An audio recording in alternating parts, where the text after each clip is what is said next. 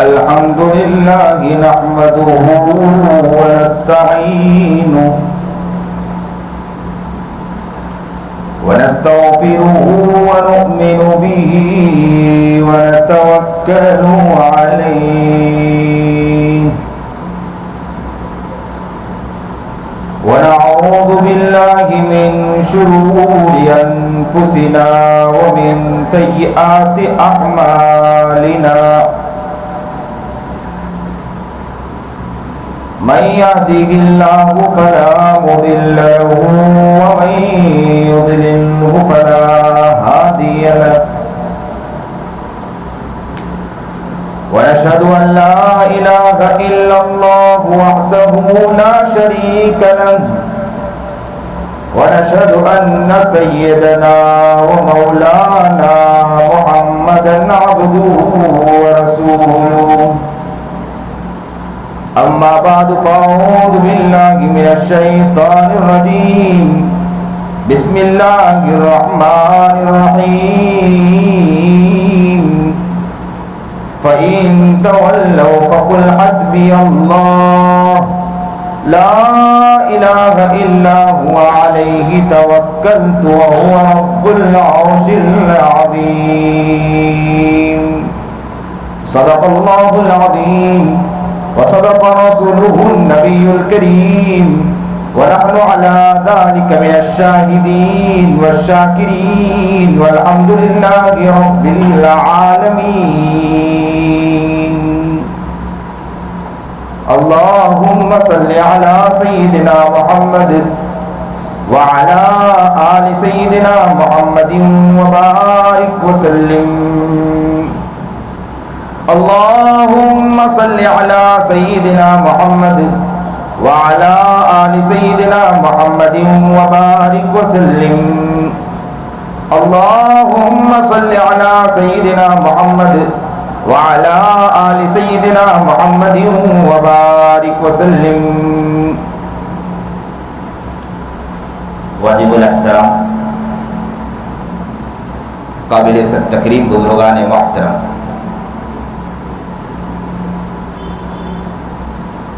یہ مہینہ محرم کا مہینہ ہے، اسلامی سال کی شروعات اسی مہینے سے ہوتی ہے اور اسلامی ہجری سال بھی اسی سے شروع ہوتا ہے۔ سال کی شروعات بھی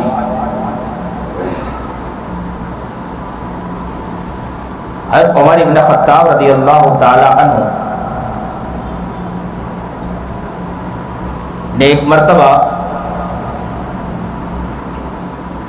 ابو موسیٰ اشعری رضی اللہ تعالی عنہ کو خط لکھا۔ جیسے ہی خط لکھا ابو موسیٰ اشعری تک وہ خط پہنچا۔ ابو موسیٰ اشعری رضی اللہ تعالی عنہ نے وہ خط دیکھا تو اس میں تاریخ لکھی ہوئی نہیں تھی، تو ابو موسیٰ اشعری نے ایک خط کے اندر، کوئی بات نہیں، ایک خط کے اندر اس کو لگانا پڑے گا،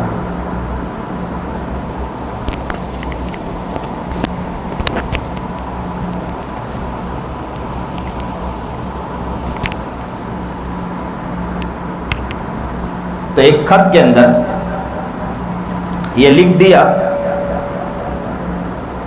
حضرت عمر ابن خطاب سے کہا کہ اسلام عالمی مذہب ہے، عالمگیر مذہب ہے، تو اسلامی سال کی شروعات بھی ہونا چاہیے، اسلامی تاریخ بھی ہونی چاہیے، اور کتنے خطوط جو لکھے جاتے ہیں کہ کب لکھے گئے، کس وقت پہنچے، حکم کیا نافذ کیا گیا، سامنے کس وقت حکم نافذ کیا گیا اور عمل کب کیا گیا، ساری تاریخیں ہونی چاہیے۔ عمر کو یہ مشورہ بہت پسند آیا ابو موسیٰ اشعری کا۔ صحابہ کرام رضوان اللہ تعالیٰ علیہ مجمعین کو، بڑے بڑے اکابر صحابہ، ان کو جمع کیا، عمر ابن خطاب رضی اللہ تعالیٰ عنہ نے مشورہ کیا کہ کیا کرنا چاہیے، سال کی شروعات اسلامی سال تو ہونا چاہیے۔ تو کہا کہ کیا کریں اس متعلق، بعض صحابہ نے مشورہ دیا کہ جناب سرکار دو عالم صلی اللہ علیہ وسلم کی پیدائش جو ہی ہوئی نا، ان سال سے اسلامی سال کی شروعات کی جائے. لیکن مسئلہ عمر ابن خطاب رضی اللہ تعالی عنہ نے فرمایا کہ نبی کریم جناب سرکار دو عالم صلی اللہ علیہ وسلم کی پیدائش سے تو یہ الگ بات ہے کہ ہم سب مانتے ہیں آقا نامدار جناب سرکار دو عالم صلی اللہ علیہ وسلم کی پیدائش ہوئی، ظلمات چھٹ گئے. آقا نامدار جناب سرکار دو عالم صلی اللہ علیہ وسلم کی پیدائش ہوئی، 14 کنگورے گر گئے، کئی واقعات رونما ہوئے، کیونکہ نبی کی آمد ہوئی، کسی اور کی آمد نہیں ہوئی. کون آیا؟ محمد عربی جناب سرکار دو عالم صلی اللہ علیہ وسلم آیا. نبی کریم جناب سرکار دو عالم صلی اللہ علیہ وسلم کی آمد تو آمد ہی ہے، لیکن عمر ابن خطاب رضی اللہ تعالی عنہ نے فرمایا کہ ایک تو تاریخ میں بھی آگے پیچھے، تو پھر دوسرا مشورہ لیا گیا تو نبوت سے کہا گیا، لیکن ایک مشورہ وفات کے اوپر بھی آیا. حضرت عمر ابن خطاب رضی اللہ تعالی عنہ نے، میں جلدی جلدی بتلانا چاہتا ہوں کیونکہ ہو سکتا ہے آپ کے سامنے یہ باتیں آ چکی ہوں. وفات سے متعلق بتلایا گیا تو وفات سے متعلق بھی یہی بات آئی کہ نبی کریم جناب سرکار دو عالم صلی اللہ علیہ وسلم کی وفات ہم سب کے لیے غمزدہ کی غم کی بات ہے،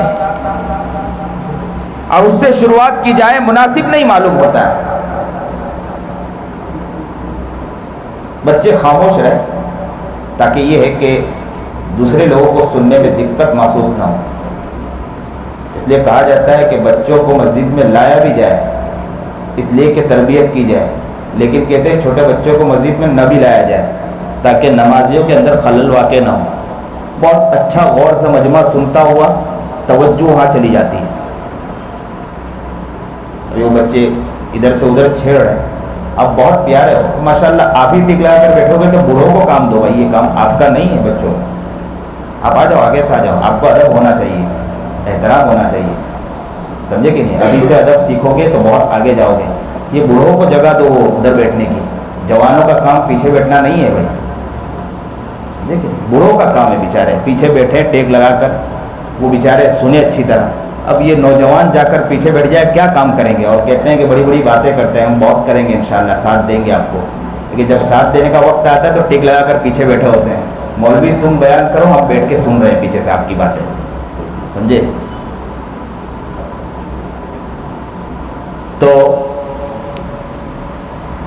وفات سے متعلق بات آئی، حضرت عمر ابن خطاب نے بھی اس مشورے کو نہیں مانا. ہجرت سے ایک مشورہ آیا، ہجرت سے متعلق.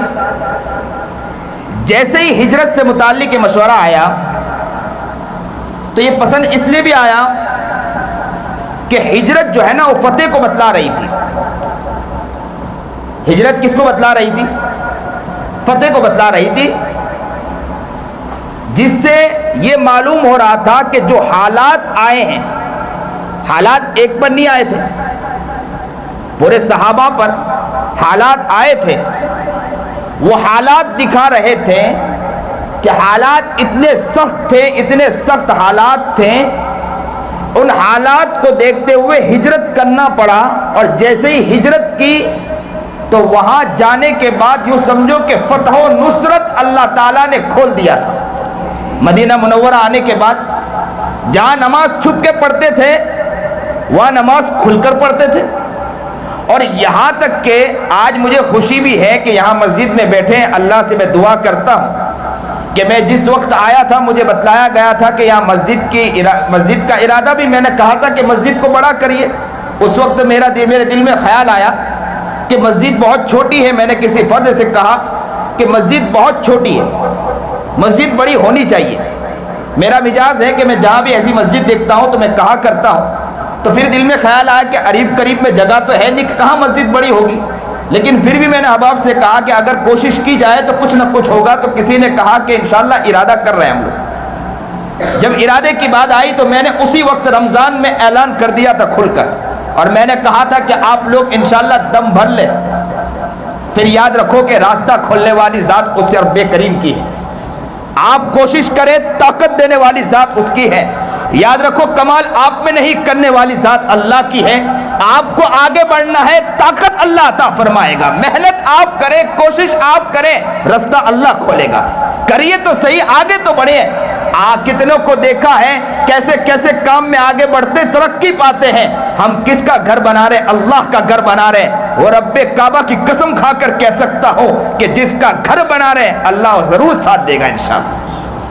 نبی کریم جناب سرکار دو عالم صلی اللہ علیہ وسلم مدینہ منورہ پہنچتے ہی کام پہلا کیا مسجد بنائی اور لگ گئے. سارے صحابہ ایک ساتھ لگ گئے. میں تو کہتا ہوں ایک کام یہاں پر اس علاقے میں یہ بھی کریں انشاءاللہ سب مل کر کہ یہ علاقے کے سارے لوگ جہاں پر مزدور لگیں گے انشاءاللہ ہم سب ساتھ لگیں گے انشاءاللہ. اینٹ ہم لگائیں گے, ریتی کپچی ہم لائیں گے انشاءاللہ اور وہاں پر کام کریں گے اور یہ کہیں گے اللہ تیرا گھر بن رہا ہے. مدینہ منورہ میں جس طرح لوگوں نے مل کر گھر بنایا تھا, اللہ کا گھر بنایا تھا, سب ایک ساتھ مل گئے تھے. اسی وقت آقا نامدار محمد جناب سرکار دو عالم صلی اللہ علیہ وسلم بھی خدمت میں لگے ہوئے تھے. کون لگا ہے؟ محمد عربی جناب سرکار دو عالم صلی اللہ علیہ وسلم مسجد کی خدمت میں لگے ہوئے. ہم ان سے بڑھ کر تو نہیں ہے نا. گھر کس کا ہے؟ اللہ کا گھر ہے. آج بھی ایسی بہت سی جگہ ہیں, ایسی مسجدیں ہیں جس کے بارے میں کہا جاتا ہے کہ وہاں کوئی مزدوروں نے کام نہیں کیا ہے, بس مزدور کو بلایا گیا تھا دکھانے کے لیے, باقی سارے علاقے والوں نے مل کر محنت کی اور پوری مسجد کو تعمیر کی. نیت تو کرو اور کہو لوگوں کو کہ ہم نے اس بستی والے چھوٹے ہیں کیسے بھی ہیں لیکن ہم سب نے مل کر ایک ساتھ مسجد کی تعمیر کی ہے. اور حالات چل رہے ہیں, دنیا کو بھی دکھا دے کہ تم چاہے اپنی بھرپور کوشش کر لیں, ہم بھی اپنی بھرپور طاقت اللہ کے گھر کو بنانے میں لگا رہے ہیں. تم مسجد سے کوسوں دور کرو, ہم مسجد سے اتنا جوڑ رہے ہیں, اب اپنے رب کے گھر کو اپنے ہاتھ سے بنا رہے ہیں. اللہ ہمیں وہ طاقت عطا فرما دے, ہمیں وہ ہمت عطا فرما دے. رمضان میں وہ آواز لگائی تھی لیکن اللہ کا شکر ہے کہ وہ آواز لگی. کمزور کا آواز لگانا تھا لیکن اللہ نے اس کو دل میں اتار دی اور یہاں مسجد کی تعمیر ہونے والی ہوتی. سنا ہے کہ ان قریب جگہ بھی لینا ہے, لینے والے ہیں. اس کی کوشش یا کافی حد تک کام پہنچ بھی چکا, بات بھی ہو چکی ہے. اللہ تو اس کو کامیاب کرنے والا, تو ہی کامیابی عطا فرما دے, آپ کو قبول فرمائے. آپ اسی طرح ہمت کریں, کوشش کریں, کامیابی کی طرف بھاگیں, انشاءاللہ ضرور اللہ آپ کو کامیاب کرے گا انشاءاللہ, ناکام نہیں کرے گا. یاد رکھو کہ یہ جو ہے نا اسلامی سال کی جو شروعات ہیں ہجرت سے بتلا کر یہاں پر یہ بات بھی بتلائی گئی ہے کہ فتح و نصرت جو ہے نا کافی مشکلات اور مسائل کے بعد آتے ہیں. جب تک مکہ المکرمہ میں نبی کریم جناب سرکار دو عالم صلی اللہ علیہ وسلم تھے سخت تکلیفیں دی گئی, صحابہ کو سخت ستایا گیا, سخت تکلیفیں دی گئی, ایسا ٹارچر کیا گیا, ایسا ٹارچر کیا گیا کہ صحابہ کرام رضوان اللہ تعالی علیہم اجمعین کا جب واقعہ سنتے تو آنکھوں آنسو بہانے پر مجبور ہو جاتے. صحابہ کرام رضوان اللہ تعالی علیہم اجمعین پر, نبی کریم جناب سرکار دو عالم صلی اللہ علیہ وسلم پر, نبی کریم جناب سرکار دو عالم صلی اللہ علیہ وسلم حرم شریف کے اندر ہے اور اوجڑی ڈال دی گئی. فاطمہ دوڑ کر پہنچتی ہے, اوجڑی اٹھاتی ہے, اٹھ نہیں پاتے ہیں نبی کریم جناب سرکار دو عالم صلی اللہ علیہ وسلم. یہ حال تھا کہ سخت ستایا گیا. طائف کا واقعہ ملتا ہے کہ نبی کریم جناب سرکار دو عالم صلی اللہ علیہ وسلم طائف جاتے ہیں دعوت دینے کے لیے, اور جب وہاں پہنچتے ہیں 3 نوجوان کو جب دعوت دیتے ہیں, وہاں کے اہل سروت تھے, بہت مشہور تھے, معزز لوگوں میں تھے, انہیں جب دعوت دی تو انہوں نے بات کو نہ مانا اور ساتھ میں چند بچوں کو پیچھے لگا دیا. جب بچوں کو پیچھے لگایا اور انہوں نے پتھر مارنا شروع کیا, کنکریاں مارنا شروع کیا, نبی کریم جناب سرکار دو عالم صلی اللہ علیہ وسلم, اللہ کے رسول جناب سرکار دو عالم صلی اللہ علیہ وسلم یہاں بچ رہے ہیں, یہاں بچ رہے ہیں, یہاں بچ رہے ہیں, اور پتھروں پر پتھر مار رہے ہیں. بچے اوباش بچوں کو پیچھے لگا دیا, پتھر مار رہے ہیں. نبی کریم جناب سرکار دو عالم صلی اللہ علیہ وسلم کے بدن مبارک سے خون بہنے لگا, خون کا فوارہ چھوٹ پڑا. کہتے ہیں کہ خون اتنا بہا اور پیروں سے بھی خون نکلنے لگا کہ وہ موجڑیوں کے اندر آنے لگا. نبی کریم جناب سرکار دو عالم صلی اللہ علیہ وسلم یوں ہاتھ رکھ کر بیٹھ گئے, خون بہنے لگا, عرش ہل چکا, فرشتے ادھر ادھر دوڑنے لگے, اللہ کے پاس پہنچے, کہا اللہ آپ حکم دے دیجئے انہیں تباہ کر دے, ہم لوگ ان قوموں کو تباہ کر دیں. میں کہتا ہوں کہ صرف فرشتے نہیں ہلیں گے, شجر و حجر بھی کانپ گئے ہوں گے کہ کس کو, کون, آقا نامدار محمد عربی جناب سرکار دو عالم صلی اللہ علیہ وسلم میرا محبوب تھا, کوئی اور نہیں تھا. اور اسی محبوب کے لیے تو یہ کائنات بنائی گئی, یہ آسمان و زمین بنائی گئی. کس کے لیے بنائی گئی؟ میرے محمد عربی جناب سرکار دو عالم صلی اللہ علیہ وسلم کے لیے ہی بنائی گئی ہے. یہ ساری چیزیں بنائی گئی. کہتے ہیں کہ نبی کریم جناب سرکار دو عالم صلی اللہ علیہ وسلم ایک جگہ آرام کر رہے تھے, درخت وہاں سے چل کر آ گیا, زمین پھٹی, درخت چل کر آ گیا. کس کے پاس آیا؟ محمد عربی جناب سرکار دو عالم صلی اللہ علیہ وسلم کی خدمت میں پہنچ گیا اور دیکھا اور چل دیا سلام پیش کر کے. کہتے تھے کہ نبی علیہ السلام جب چلتے تھے تو پتھر بھی اٹھ کر سلامی پیش کرتے تھے کہ کون جا رہا ہے؟ محمد عربی جناب سرکار دو عالم صلی اللہ علیہ وسلم جا رہے ہیں. خندق کا واقعہ, ایک غار کا واقعہ ہے کہ غار میں نبی کریم جناب سرکار دو عالم صلی اللہ علیہ وسلم آرام فرما رہے ہیں. کہتے ہیں کہ نبی کریم جناب سرکار دو عالم صلی اللہ علیہ وسلم غار میں پہنچے, ابو بکر صدیق بھی ساتھ تھے. اللہ کے رسول جناب سرکار دو عالم صلی اللہ علیہ وسلم بیٹھے ہیں, ابو بکر صدیق بیٹھے ہیں اور نبی کریم جناب سرکار دو عالم صلی اللہ علیہ وسلم کا سر ابو بکر صدیق کے گود میں تھا اور جو سوراخ تھے اس سوراخ کو بند کیا گیا تاکہ کوئی سوراخ سے کوئی زہریلا جانور نہ آ جائے. ایک سوراخ باقی تھا جہاں پر پیر رکھ دیا تھا ابو بکر صدیق نے. کہتے ہیں کہ نبی کریم جناب سرکار دو عالم صلی اللہ علیہ وسلم آرام فرما رہے تھے. آقا ہے نا, سنیے اور دل کے کانوں سے سنیے. نبی کریم جناب سرکار دو عالم صلی اللہ علیہ وسلم کا چہرہ ابو بکر صدیق کی طرف تھا, اوپر آسمان کی طرف, اور ابو بکر صدیق کا چہرہ کس کی طرف تھا؟ محمد عربی جناب سرکار دو عالم صلی اللہ علیہ وسلم کی طرف. یہاں میں ایک نقطہ اور بتلاتا چلوں. صحابہ کرام کا ایک مجاز تھا, وہ مجاز یہ تھا کہ نبی علیہ السلام جب بھی بیٹھتے تھے چہرہ نبی علیہ السلام سے ہٹتا نہیں تھا. یہاں بھی نبی کریم جناب سرکار دو عالم صلی اللہ علیہ وسلم گود میں آرام فرما رہے تھے, سر مبارک ابو بکر صدیق کے گود میں تھا, تو ابو بکر صدیق کا چہرہ ہٹ سکتا تھا؟ ذرا ادھر ادھر ہٹا سکتے تھے؟ وہ ہٹا نہیں سکتے تھے. وہ یوں نبی کریم جناب سرکار, اور کون چاند جیسا پیکر محمد عربی جناب سرکار دو عالم صلی اللہ علیہ وسلم کا چہرہ ہو اور وہ مبارک چہرہ مل گیا ہو تو ابو بکر صدیق ادھر ادھر چہرہ ہٹا سکتے؟ اسی لیے میں نقطہ بتلاتا ہوں, اکثر کہتا ہوں کہ ہماری بھی نگاہ محمد عربی سے ہٹنی نہیں چاہیے. چھوٹی چھوٹی باتوں میں محمد عربی سے نگاہ ہٹ جاتی ہے ہماری. لین دین کے لیے جاتے ہیں نگاہ ہٹ جاتی ہے, چیزوں کے لیے جاتے ہیں نگاہ ہٹ جاتی ہے, چلتے پھرتے ہیں نگاہ ہٹ جاتی ہے. جب بتلایا جاتا ہے کہ نبی کے دیوانے, نبی کے مستانے, نبی کے طریقے پر چلو, لیکن نگاہ ہٹ جاتی ہے ہماری نگاہ نہیں ہوتی. نگاہ ہوتی ہے تو دنیا پر نگاہ ہوتی ہے. حالات کہتے ہیں کہ مولانا حالات ہے, حالات کو بھی دیکھنا پڑتا ہے, ہر چیز کو ساتھ لے کر چلنا ہوتا ہے. نگاہ ہٹتی ہے ہماری, نگاہ ایک جگہ نہیں رہتی ہے. لیکن یاد رکھے کہ نقطہ یہاں سے ملتا ہے کہ نبی کریم جناب سرکار دو عالم صلی اللہ علیہ وسلم سیرت و سنت پر ہماری نگاہ ہونی چاہیے. ابو بکر صدیق یوں دیکھ رہے تھے اور محمد عربی جناب سرکار دو عالم صلی اللہ علیہ وسلم کا چہرہ اوپر کی طرف, آنکھ بند کی سو رہے تھے. اچانک ایک زہریلا جانور آیا اور کاٹا. ابو بکر صدیق برداشت نہیں کر پائے, زور سے کاٹ رہا تھا. اب پیر ہٹائے تو کہیں ایسا نہ ہو کہ زہریلا جانور نکل جائے اور نبی علیہ السلام کو کوئی تکلیف دے دے. ابو بکر صدیق کے دل میں ایک خیال آیا, لیکن نبی کریم جناب سرکار دو عالم صلی اللہ علیہ وسلم آرام میں تھے. تو ابو بکر صدیق نے سوچا کہ میں اٹھا تو سکتا نہیں ہوں, اٹھاؤں گا تو نبی علیہ السلام کو تکلیف پہنچ جائے گی. اور آنکھوں سے آنسو کا قطرہ نکلا. ابو بکر چہرہ تو ہٹا بھی نہیں سکتے تھے, بس یوں دیکھ رہے تھے, آنسو کا قطرہ نکلا. اور قطرہ نکلنے کے بعد محمد عربی جناب سرکار دو عالم صلی اللہ علیہ وسلم کے چاند جیسے چہرے پر گرا. گرنا تھا, نبی علیہ السلام کی یوں آنکھ کھلی اور یوں دیکھا ابو بکر صدیق کو. کہا کہ ابو بکر کیا کیوں رو رہے؟ تو کہا اللہ کے رسول آپ آرام فرمائیے, کوئی بات نہیں. تو کہا ابو بکر بتلائیے کیا بات ہے؟ کہا اللہ کے رسول آپ آرام کیجئے, کوئی مسئلہ نہیں ہے. تو کہا ابو بکر بتلائیے کیا بات ہے؟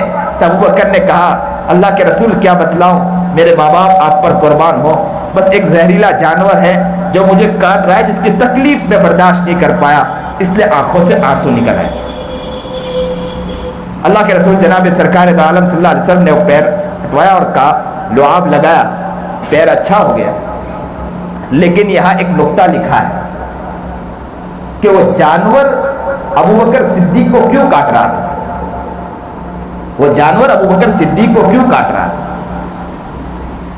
کہتے ہیں کہ وہ جانور اس لیے کاٹ رہا تھا کہ وہ زہریلا جانور کہہ رہا تھا کہ اے ابو بکر میں کب سے دعا کر رہا تھا کہ محمد عربی کا چہرہ دیکھو, آج نبی کریم جناب سرکار دو عالم صلی اللہ علیہ وسلم اس غار میں آئے ہیں اور میں سوچ رہا تھا کہ نبی علیہ السلام کی زیارت کروں, تو نے پیر رکھ دیا, تو پیر تو ہٹا, مجھے بھی نبی کریم جناب سرکار دو عالم صلی اللہ علیہ وسلم کی زیارت تو کرنے دے.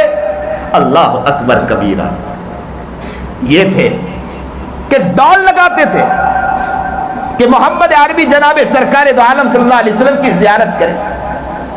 تو آپ سمجھے ذرا کہ طائف کے موقع پر جب نبی کریم جناب سرکار دو عالم صلی اللہ علیہ وسلم کے اوپر بچوں نے جب پتھر مارا ہوگا, خون سے نبی کریم جناب سرکار دو عالم صلی اللہ علیہ وسلم لہولہان ہو گئے ہوں گے.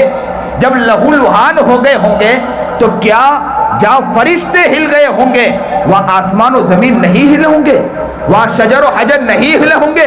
کیا شجر و حجر نے اللہ سے دعا نہیں کی ہوگی, اللہ میں کن کو دیکھ رہا ہوں, محمد عربی کو دیکھ رہا ہوں.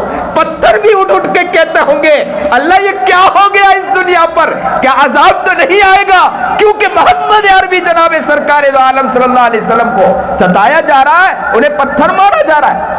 اور محمد عربی جناب سرکار دو عالم صلی اللہ علیہ وسلم پر جب حجر پھینکا جائے, پتھر پھینکا جائے, تو کیوں وہ اٹھ کر بھی کہتے نہیں ہوں گے؟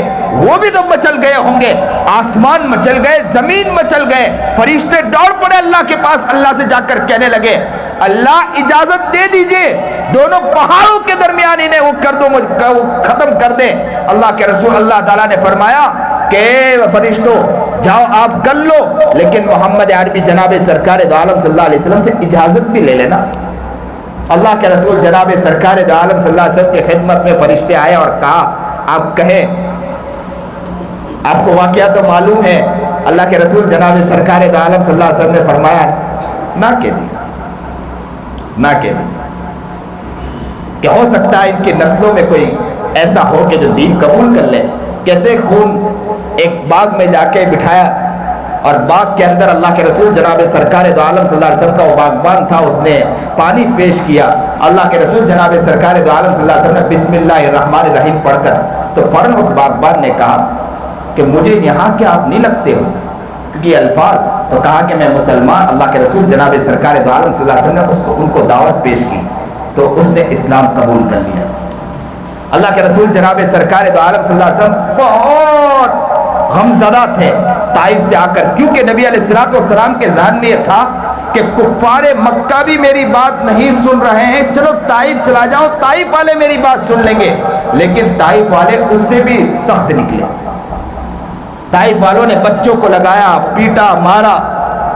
نبی علیہ السلام غمزدہ تھے, اور یہیں پر یہ بات ملتی ہے کہ نبی کریم جناب سرکار دو عالم صلی اللہ علیہ وسلم کے اس غم کو ہلکا کرنے کے لیے اللہ رب العزت نے اپنے پاس بلا لیا, اپنے پاس بلایا. ابو بکر صدیق نے جس کی تصدیق کی, اسی راتوں رات جب یہاں سے نکلے اور مسجد اقصیٰ سے اللہ تعالیٰ کے پاس جب پہنچے, آسمان کے اوپر سے گزرتے ہوئے اللہ کے پاس جب پہنچے, تو جب آئے تو کفار مکہ نے ابو بکر صدیق کے پاس آ کر کہا کہ تیرا نبی تو ایسا کہتا ہے کہ راتوں رات میں پہنچ گیا بات. تو ابو بکر صدیق نے کہا کہ اگر محمد عربی جناب سرکار دو عالم صلی اللہ علیہ وسلم نے کہا ہے تو بات پکی اور سچی ہے.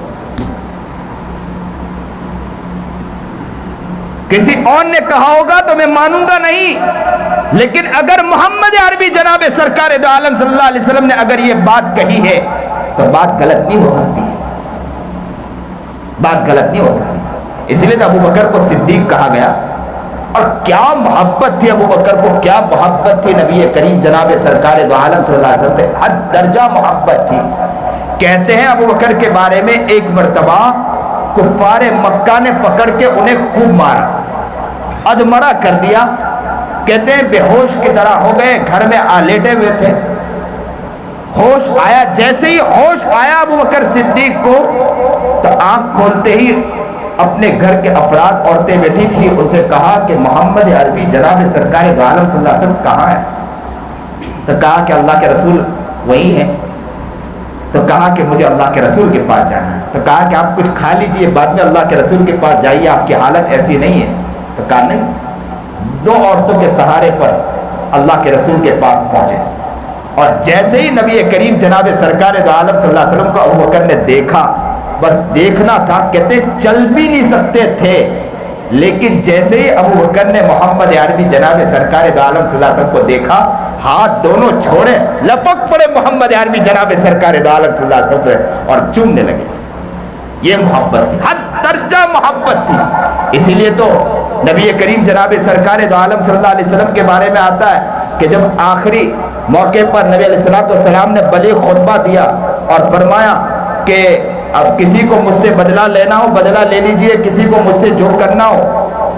تو لوگ سمجھ نہیں پائے، لیکن ابو بکر صدیق پیچھے بیٹھے تھے، سمجھ گئے کہ اللہ کے رسول کا آخری وقت ہے دنیا کے اندر. بس یہ سننا تھا. ابو بکر صدیق زاروں قطار رو پڑے، خوب رو رہے تھے، ہچکیاں مار مار کے رو رہے تھے، کیونکہ ابو بکر صدیق سمجھ گئے تھے، کیونکہ ایسی محبت تھی ابو بکر صدیق کو نبی کریم جناب سرکار دو عالم صلی اللہ علیہ وسلم سے کہ ایک ایک اشارے کو سمجھ جایا کرتے تھے. نبی کریم جناب سرکار دو عالم صلی اللہ علیہ وسلم نے خطبہ دینے کے بعد کہا کہ جس کو بدلہ لینا ہو بدلہ لینا. ایک شخص واقعہ نکلا تھا، اسے بھی بتلا دوں. کہتے ہیں کہ ایک شخص بیٹھا تھا، وہ کھڑا ہوا کہ اللہ کے رسول مجھے بدلہ لینا ہے، مجھے آپ سے بدلہ لینا ہے. جیسے یہ کہا، صحابہ کرام رضوان اللہ تعالیٰ علیہ اجمعین کی نگاہ اس شخص کے پر پڑی. کہنے لگے کہ محمد عربی جناب سرکار دو عالم صلی اللہ علیہ وسلم سے تو بدلہ لینا چاہتا ہے. تو اللہ کے رسول جناب سرکار دو عالم صلی اللہ علیہ وسلم نے فرمایا کہ اسے روکو نہیں، آنے دو، اس لیے کہ جو بدلہ ہے میں یہی دے دوں، اللہ کے پاس میں اس کا جواب نہیں دے سکتا. تو پھر صحابہ کی آنکھوں میں آنسو تھے، زار و قطار رو رہے تھے، اور اللہ کے رسول جناب سرکار دو عالم صلی اللہ علیہ وسلم کی طرف نگاہ تھی. پھر اس شخص کی طرف دیکھنے لگے اور کہنے لگے کہ تو محمد عربی جناب سرکار دو عالم صلی اللہ علیہ وسلم سے بدلہ لینا چاہتا ہے، کیا ہو گیا تجھے، بیٹھ جا تو. اللہ کے رسول جناب سرکار دو عالم صلی اللہ علیہ وسلم نے فرمایا کہ آنے دو سے آنے دو. اور صحابہ پھر کہنے لگے کہ تجھے کیا ہو گیا، بیٹھ جا. اس شخص نے کہا مجھے بدلہ لینا ہے نبی علیہ السلام سے. اللہ کے رسول نے کہا آنے دیجیے اسے. وہ شخص آگے بڑھتا ہے، صحابہ کرام رضوان اللہ تعالیٰ اجمعین کی چیخیں نکل جاتی ہے، زاروں قطار رونے لگ جاتے ہیں. دیکھتے ہیں کہ محمد عربی جناب سرکار دو عالم صلی اللہ علیہ وسلم سے بدلہ لینا چاہتا ہے. اور صحابہ کا حال تو یہ تھا کہ عمر کا بھی حال تھا، آپ کو تو معلوم ہے کہ عمر کا حال تو یہ تھا کہ جیسے اگر کوئی معاملہ ہوتا تلوار نکل جاتی تھی. سب تڑپ گئے، مچل گئے. اور محمد عربی جناب سرکار دو عالم صلی اللہ علیہ وسلم حکم دے رہے کہ آنے دو. تو کون کیا کہے، وہ آگے بڑھتا ہے اور آگے آ کر کہنے لگتا ہے کہ اللہ کے رسول جناب سرکار دو عالم صلی اللہ علیہ وسلم، جب آپ نے بدلہ لیا تھا نا، آپ نے جب مجھے مارا تھا، اس وقت میرے بدن پر کپڑا نہیں تھا. اللہ کے رسول قربان جائیے محمد عربی جناب سرکار دو عالم صلی اللہ علیہ وسلم پر کہ اللہ کے رسول جناب سرکار دو عالم صلی اللہ علیہ وسلم نے اپنا چادر ہٹا دیا.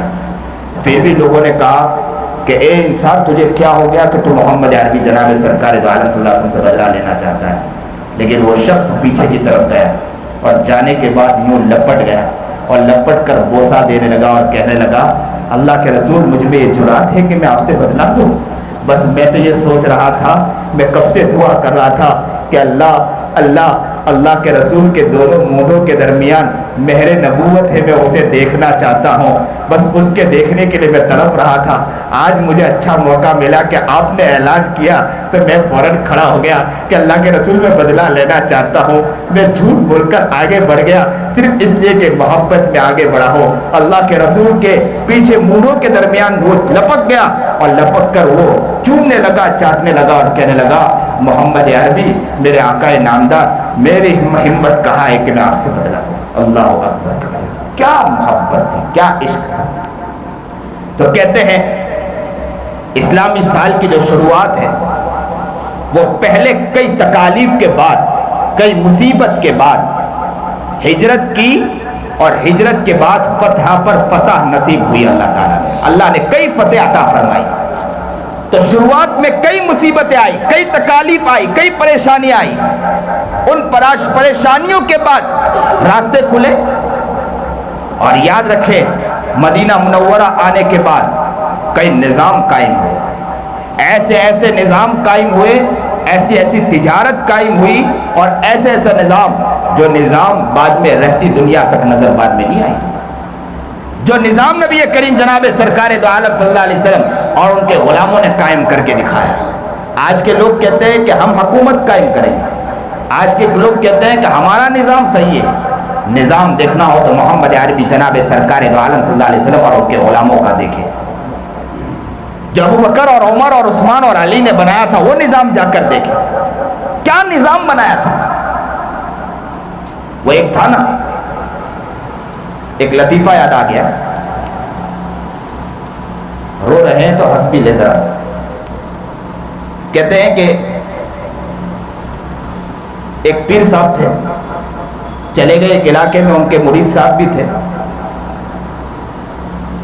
جب بستی میں گئے تو وہ ہر چیز 2 روپے میں مل رہی تھی، جو بھی سامان خریدو 2 روپے میں، جو بھی چیز خریدو 2 روپے میں۔ تو جو مرید تھا وہ للچا گیا کہ موقع بہت اچھا ہے، یہاں تو اچھے کھانے مل رہے، چیزیں مل رہے صرف 2 روپے کے اندر۔ پیر صاحب 2 دن گزر گئے، 3 دن گزرنے کے بعد کہنے لگے چلو نکل جاتے ہیں۔ تو کہنے لگے کہ میں تو یہاں سے جانے والا نہیں ہوں، اس لیے کہ یہاں پر تو اچھے کھانے ملتے ہیں، صرف سستے میں 2 روپے ملتے ہیں۔ وہیں رک گیا۔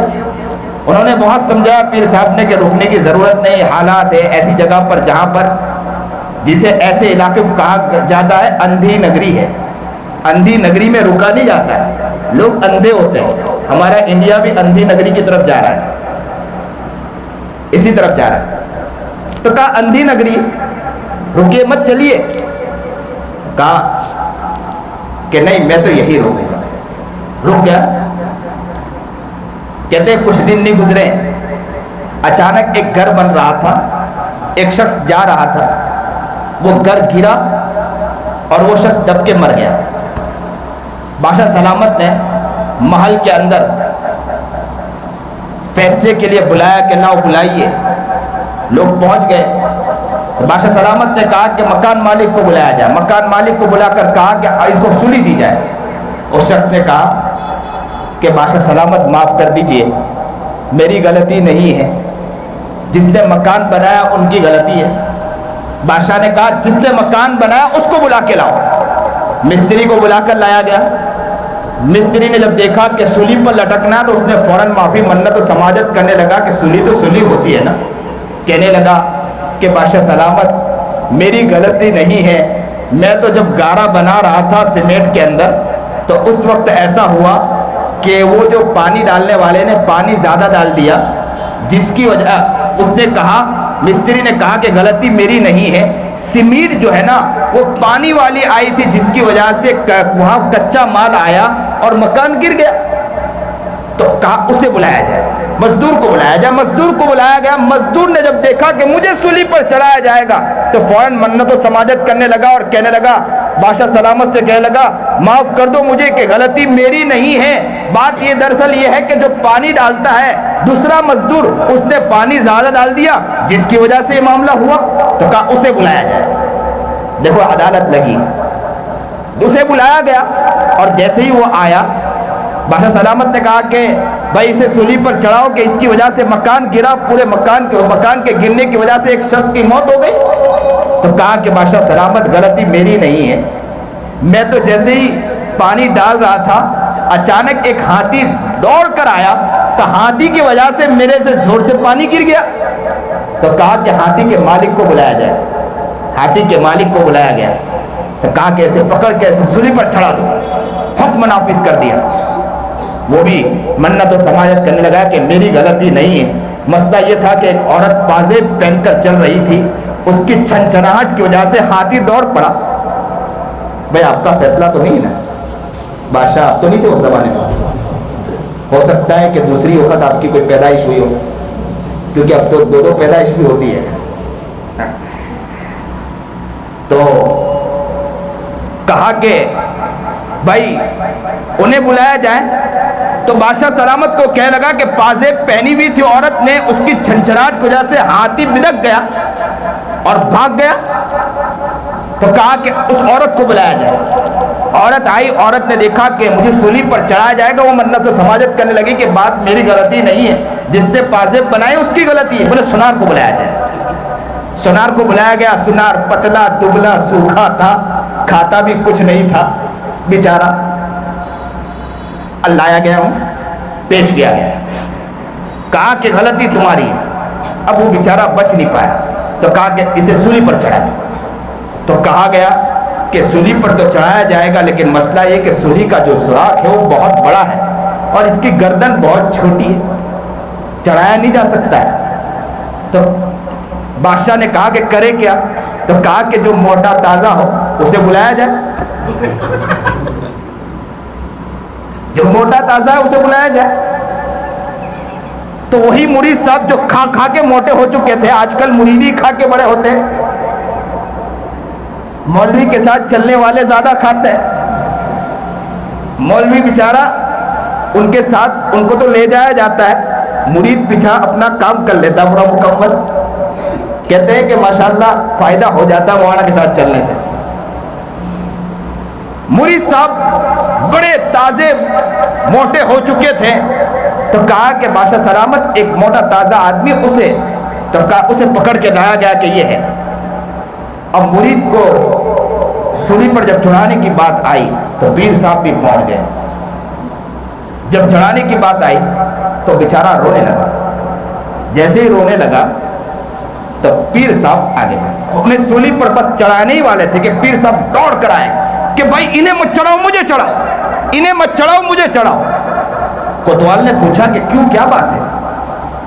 مرید نے بھی کہا کہ بس گرو جی پیر صاحب کیا بات ہے، کیوں آپ چڑھنا چاہ رہے ہو؟ تو کہا کہ اصل میں ابھی دیکھ رہا ہوں کہ اس سولی پر جو چڑھے گا وہ سیدھا جنت میں چلا جائے گا۔ کوتوال نے سوچا موقع اچھا ہے، میں ہی چڑھ جاؤں، سیدھا جنت میں چلا جاؤں گا۔ کوتوال دوڑ پڑا اور کہا کہ بھائی انہیں نہیں چڑھاؤ، میں چڑھوں گا، میں سیدھا جنت کی طرف جانا چاہتا ہوں۔ بادشاہ کا وزیر بھی سامنے بیٹھا تھا، بادشاہ کے وزیر نے دیکھا کہ کوتوال مجھ سے آگے نکل جائے گا، وزیر دوڑ پڑا کہ کوتوال آپ رک جائیے، میں جنت میں سیدھا جانا چاہتا ہوں۔ بادشاہ سلامت نے حکم نافذ کیا، آپ لوگ دوڑ رہے ہو، آپ کو شرم نہیں آتی؟ آپ کا بادشاہ پیچھے رہنا چاہتا ہے، آپ پیچھے ہٹو، میں جنت میں جانا چاہتا ہوں۔ سیدھا وہ چڑھ گیا بادشاہ۔ تو کھانے میں بھی تو چڑھتے ہیں، اس میں بھی چڑھ کے بتلائی، تو سیدھا جنت۔ تو اس کو کہتے ہیں اندھی نگری گنڈو راجا یا اندھی نگری چوپٹ راجا۔ تو یہ حال ہے آج ہماری دنیا، ہمارے اس ماشاءاللہ ہندوستان کا حال بھی یہی ہو رہا ہے۔ دو شخصیت جو پوری حکومت کو چلا رہی ہے اور ماشاءاللہ کیا کیا کھیل کر رہے ہیں، اللہ حفاظت فرمائے۔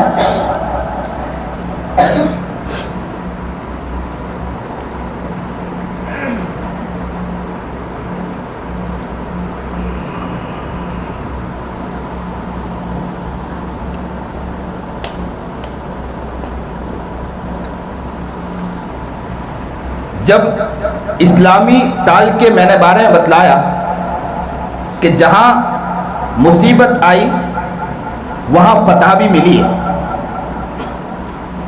اسی پر ہم بھی دیکھیں گے، لازم ہے کہ ہم بھی دیکھیں گے، ہم بھی دیکھیں گے، لازم ہے کہ ہم بھی دیکھیں گے وہ دن کے جس کا وعدہ ہے، وہ دن کے جس کا وعدہ ہے، جو لوح ازل میں لکھا ہے. جب ظلم و ستم کے کوہ گرا، جب ظلم و ستم کے کوہ گرا، روئی کی طرح اڑ جائیں گے، ہم بھی دیکھیں گے، لازم ہے کہ ہم بھی دیکھیں گے، ہم بھی دیکھیں گے. ہم کہتے ہیں حکومت والوں سے ظلم کرو، ہم بھی دیکھیں گے، لازم ہے کہ ہم بھی دیکھیں گے.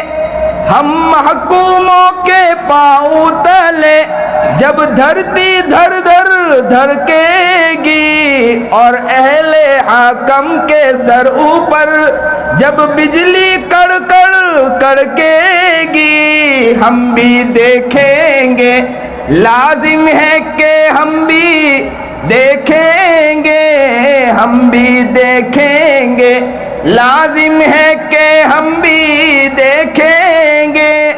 جب عرض خدا کے کعبے سے سب بت اٹھوائے جائیں گے، ہم اہل صفا مردود حرم، ہم اہل صفا مردود حرم مسند پہ بٹھائے جائیں گے، مسند پہ بٹھائے جائیں گے، ہم بھی دیکھیں گے، لازم ہے کہ ہم بھی دیکھیں گے، ہم بھی دیکھیں گے، لازم ہے کہ ہم بھی دیکھیں گے.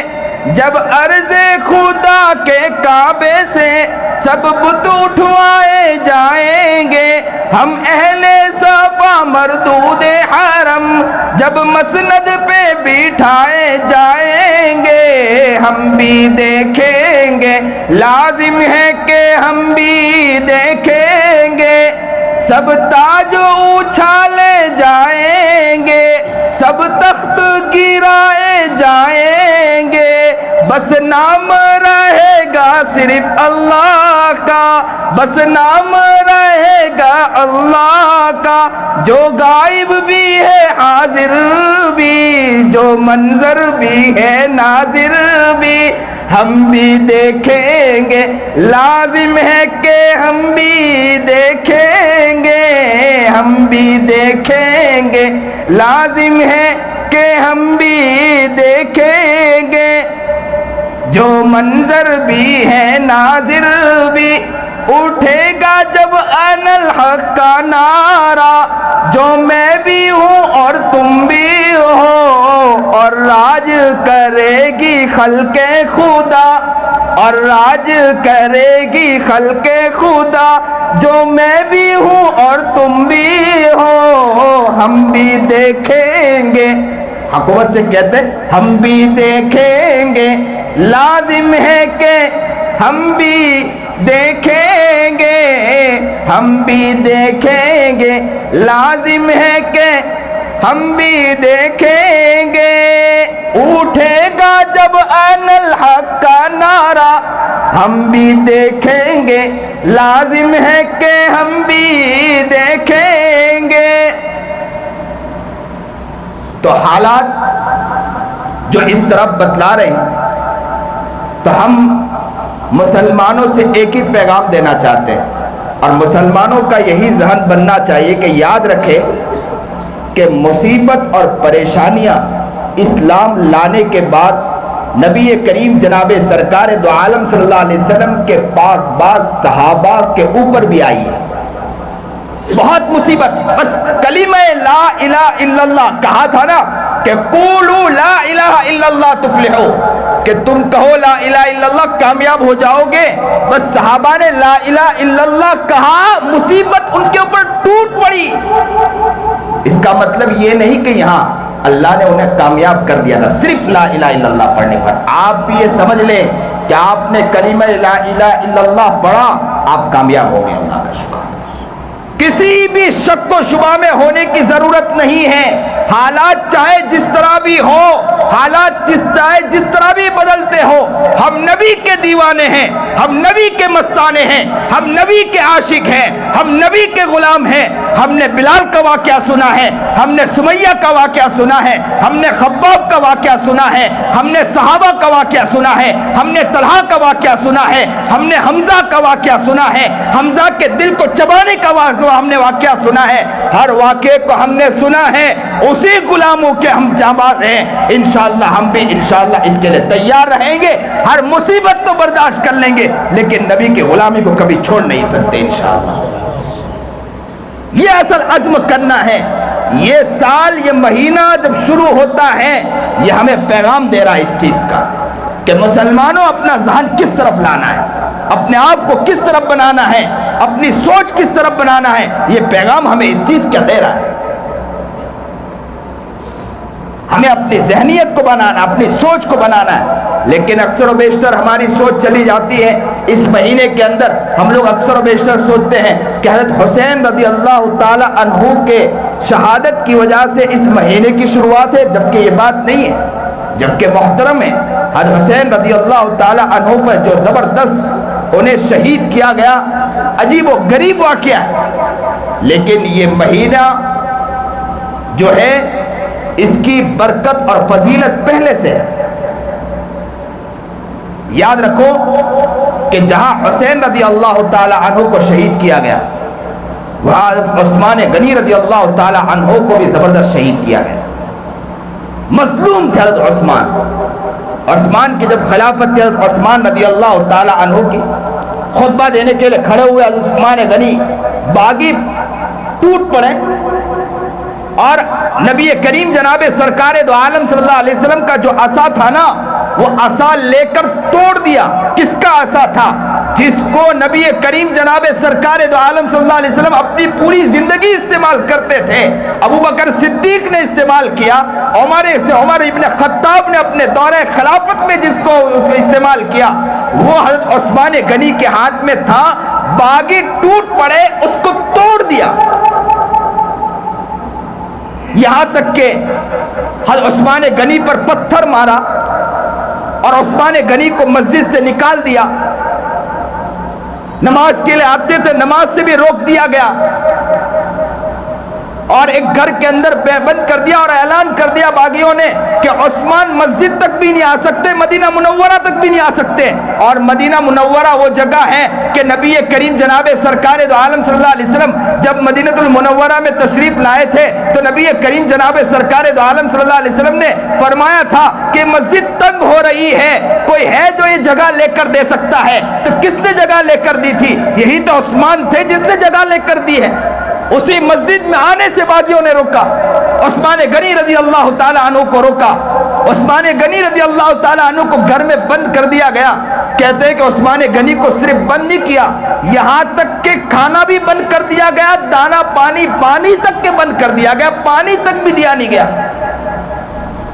ایک مرتبہ علی کے بارے میں آتا ہے کہ حضرت علی رضی اللہ تعالی عنہ کو جب پتا چلا کہ پانی بند کر دیا گیا تو مشکیزے میں پانی لے کر چلے.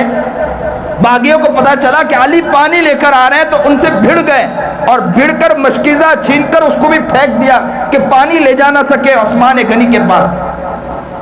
اور علی نے دیکھا کہ جب میں وہاں پہنچ نہیں سکتا ہوں تو انہوں نے اپنے عمامے کو نکالا اور پانی سے تر کیا اور اوپر سے پھینکا تاکہ عثمان کو پتا چل جائے کہ علی نے اپنے حد تک کوشش تو کر لی ہے لیکن کامیاب نہیں ہو پائے.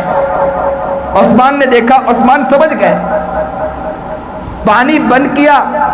علی رضی اللہ تعالی عنہ کے بارے میں آتا ہے کہ علی نے حسن اور حسین کو اپنے دونوں صاحبزادے کو عثمان کے گھر کے آگے کھڑا کر دیا کہ آپ یہاں پہرہ داری کریں. اور دل کی زبان سے علی نے اپنے بیٹے سے کہہ دیا کہ یہیں سے سیکھ لو کہ قربانی کس طرح دی جاتی ہے، یہیں سے سیکھ لو قربانی۔ حسین کے بارے میں آتا ہے کہ 3 دن پانی بند کیا گیا، یا تو کہا جاتا ہے کہ 10 دن پانی بند کر دیا گیا، لیکن مظلوم عثمان، حضرت عثمان رضی اللہ تعالی عنہ کے بارے میں آتا ہے کہ 40 دن پانی روک دیا گیا۔ کسی نے پوچھا عثمان کو کہ عثمان آپ کا پانی بند کر دیا گیا، پیاس لگتی ہو تو آپ کو کیا حال گزرتا ہے، آپ کیا کرتے جب پیاس لگتی ہے؟ تو کہتے ہیں جب مجھے پیاس لگتی ہو، مجھے جب پیاس لگتی ہے تو میں قرآن کریم کھول دیتا ہوں، تلاوت شروع کر دیتا ہوں، بس تلاوت کرتا جاتا ہوں، پیاس بجھتی چلی جاتی ہے۔ اللہ اکبر کبیرہ۔ یہ تھے عثمان۔ کتنے دن پانی بند کیا گیا؟ 40 دن پانی روک دیا گیا۔ برداشت عثمان نہ کر پائے، عثمان چھت پر چڑھے اور چھت پر چڑھ کر خطبہ دیا اور کہا کہ بھائی آپ کو تو پتہ ہے لوگوں کہ بھائی جب نبی علیہ الصلوۃ والسلام مسجد مدینہ منورہ آئے تھے، مسجد تنگ ہو رہی تھی، اس تنگ مسجد کے اندر کہا تھا کہ کون ہے جو مسجد کی جگہ قریب کی جگہ لے کر مجھے دے دے، تو میں ہی تو تھا کہ جو جگہ لے کر میں نے دے دیا تھا۔ پھر کہا کہ کنویں کے بارے میں بات آئی کہ مسلمانوں کے لیے کون کنواں وقف کر دے، تو میں نے وہی کنواں لے کر وقف کیا، اسی پانی کو آپ نے میرے لیے روک دیا، اور جو مسجد میں نے وقف کی تھی اسی مسجد میں مجھے نماز سے روک دیا گیا، اور جو کنواں میں نے وقف کیا اس سے تم نے مجھے روک دیا۔ 5 باتیں بتلائیں، لیکن باغیوں کے دل میں چھو تک نہیں رہے گا۔ یہاں تک کہ ایک دن کہتے ہیں عثمان کے بارے میں آتا ہے کہ صبح اٹھتے ہیں اور خوشی اٹھتے ہیں، اور اٹھنے کے بعد اپنے گھر والوں سے کیا کہتے ہیں معلوم؟ کہتے ہیں کہ میں نے نبی کریم جناب سرکار دو عالم صلی اللہ علیہ وسلم کو خواب میں دیکھا، اور نبی کریم جناب سرکار دو عالم صلی اللہ علیہ وسلم مجھے فرما رہے تھے، ابو بکر بھی ساتھ تھے، عمر بھی ساتھ تھے، اور کہتے ہیں اللہ کے رسول نے فرمایا کہ عثمان تو روزے سے، کیونکہ کھانا بھی نہیں تھا، بند تھا، پانی بھی بند تھا، تو کہا آج شام کو افطاری ہمارے ساتھ کرنی ہے، آج شام کو افطاری ہمارے ساتھ کرنی ہے۔ حسن حسین پہرے داری کر رہے، سیکھ یہیں سے رہے، عثمان سے سیکھ رہے کہ قربانی اس طرح دی جاتی۔ علی نے بند زبانوں سے اپنے بیٹے سے کہا کہ سیکھ لو کہ قربانی کس طرح دینی ہوتی ہے۔ یاد رکھو، جو لوگ ہیں میں ان سے کہتا ہوں کہ بچوں سے اس طرح کہ بڑوں کے پاس ڈالو، بڑوں کے پاس بھیجو، انہیں بھی آئے کہ قربانی کس طرح دینی ہوتی ہے۔ ہم لوگ اپنے بچوں کو دور بھیجنا نہیں چاہتے، اپنے لگتے جگر کو سینے سے دور نہیں کرنا چاہتے، اور کیا کہتے ہیں کہ دور بھیجیں گے کون دیکھے گا، کون خیال رکھے گا۔ میں تو اکثر و بیشتر کہتا ہوں، آج کل مدرسے میں بچوں کو، پہلے لوگ بچے کو مدرسے میں بھیجتے تھے تو بچہ جب گھر آتا تھا تو سوکھ کر آتا تھا، تو ماں باپ کہتے تھے کہ بچہ کچھ بن کر آیا ہے، اور اگر موٹا ہو کر آئے تو کہتے تھے ماں باپ کہ بہت کھا پی کر آیا ہے۔ اور آج کے دور میں بچہ مدرسہ جائے، سوکھ کر آئے تو بچہ فوراً، بچے کے باپ گھر مدرسے میں فون کرتے ہیں کہ آپ کھانا نہیں کھلاتے بچوں کو، تو ایسا لگتا ہے کہ پڑھنے کے لیے نہیں بھیجتے، کھانے کے لیے بھیجتے۔ آج ماشاءاللہ ماں باپ کا یہ مزاج اور سوچ بن چکی ہے۔ ہمیں چاہیے کہ اکابر کے پاس بھیجے، علماء کے پاس اپنے بچوں کو بھیجے، ان کی خدمت سکھائے، ان کا ادب و احترام سکھائے، ان کے پاس بیٹھنا سکھائے، ان کا، تاکہ ان کے اندر قدر آئے اور آگے بڑھنے کا ذوق نصیب ہو۔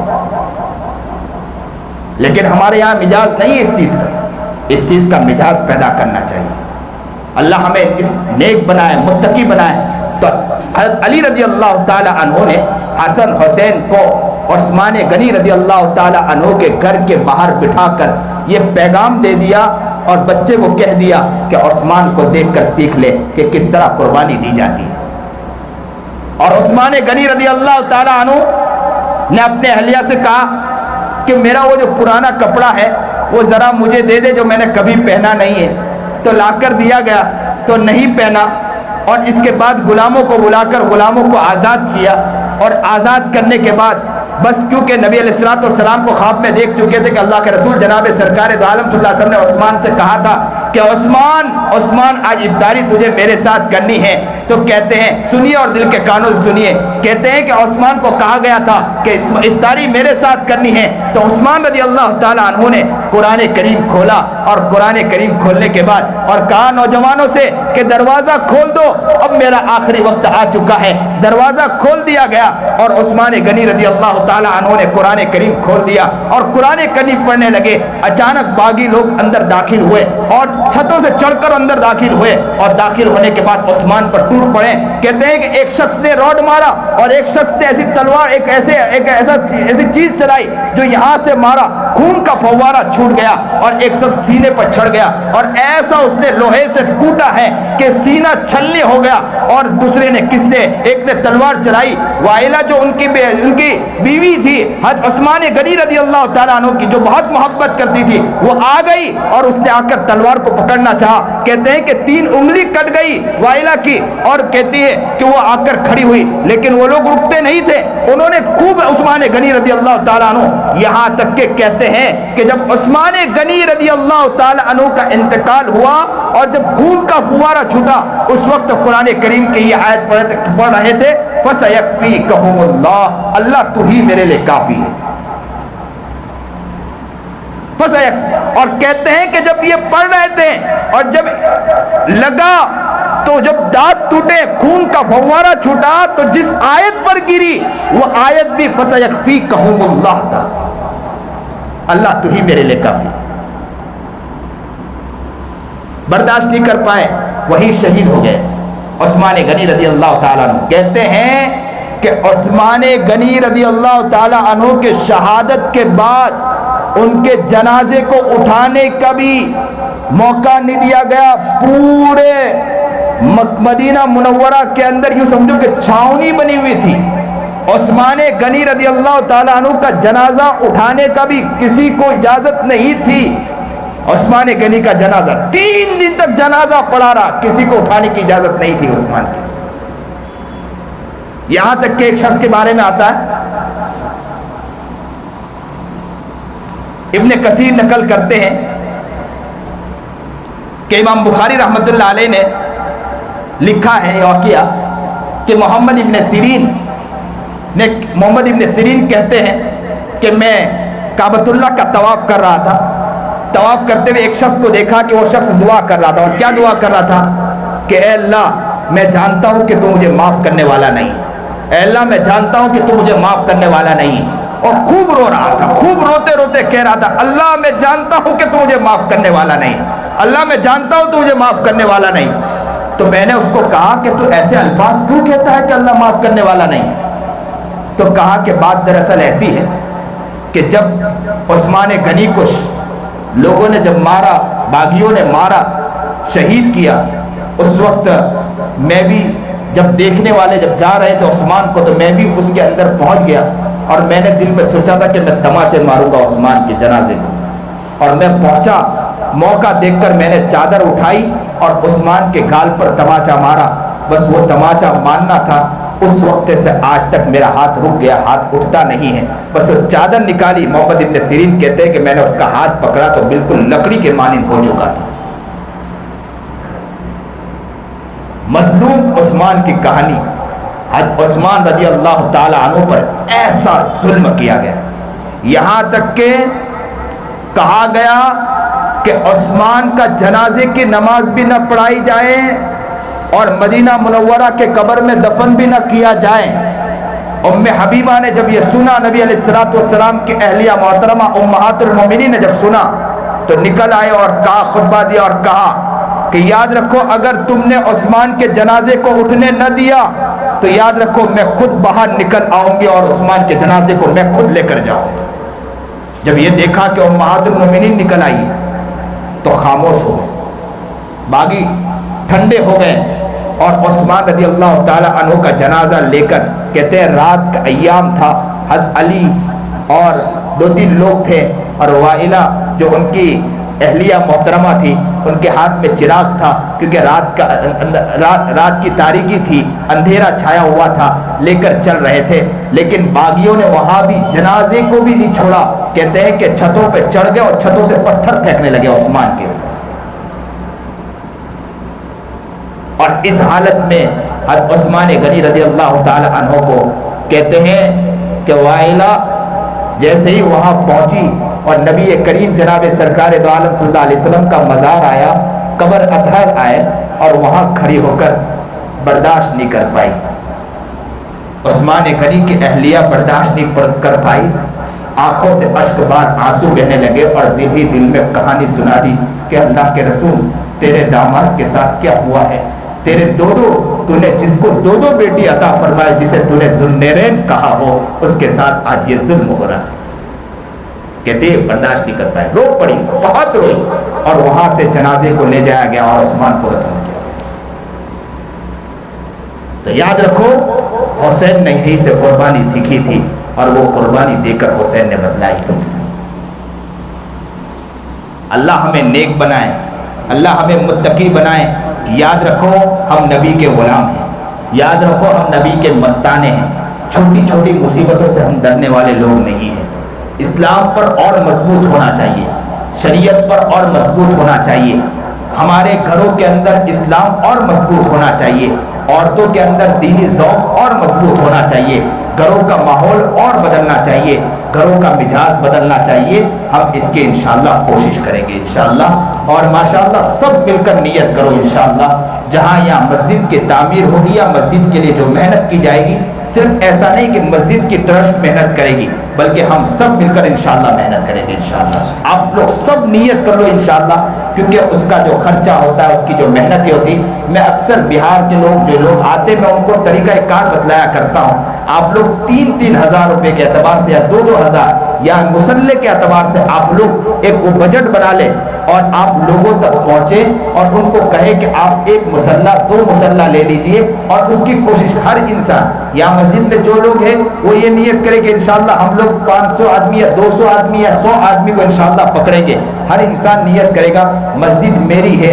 میرے آقا نامدار جناب سرکار دو عالم صلی اللہ علیہ وسلم جب مدینہ منورہ میں داخل ہوئے تھے تو مدینہ منورہ میں جاتے ہی مسجد کا خیال رکھا. اور مسلمان جہاں بھی جاتا ہے پہلا مسجد کا خیال رکھتا ہے. انشاءاللہ ہم بھی یہاں مسجد کا خیال رکھ رہے ہیں. چھوٹی تو مسجد ہے، انشاءاللہ بڑی مسجد بنانے کی فکر کر رہے ہیں تاکہ لوگ اور آئیں. تو یہ بہت بڑی بات ہے. جس کے دل میں بھی جذبہ پیدا ہوا، میں تو کہتا ہوں اسے بھی خوب دعا کرنا چاہیے. اللہ تیرا شکر ہے کہ تو نے یہ توفیق عطا فرمائی. اور ہر شخص نیت کریں کہ صرف ٹرسٹ کا کام نہیں ہے یا جو لوگ محنت کر رہے ہیں ان کا کام نہیں، ہم سب کا کام ہے. انشاءاللہ آگے بڑھ کر انشاءاللہ ان کو ساتھ دیں گے. انشاءاللہ آگے بڑھیں گے، محنت کریں گے، کوشش کریں گے اور ان کے لیے جتنی ہو سکے مقدور پر کوشش کریں گے. یاد رکھو آپ کوشش کرو گے، محنت کرو گے، انشاءاللہ آپ ناکام نہیں ہوں گے. اللہ تعالیٰ آپ کو برکت عطا فرمائے گا. اللہ آپ کو کامیاب کرے، نیک بنائے، متقی بنائے، پرہیزگار بنائے. جو بات کہی گئی، سنی گئی، اللہ اس پر عمل کرنے کی توفیق عطا فرمائے. وآخر الدعوانا ان الحمدللہ رب العالمین. سبحان ربی العلی الاعلی الوہاب. الحمدللہ رب العالمین. اللہم صلی علی سیدنا محمد وعلی آل سیدنا محمد وبارک وسلم. لا الہ الا انت سبحانک انی کنت من الظالمین.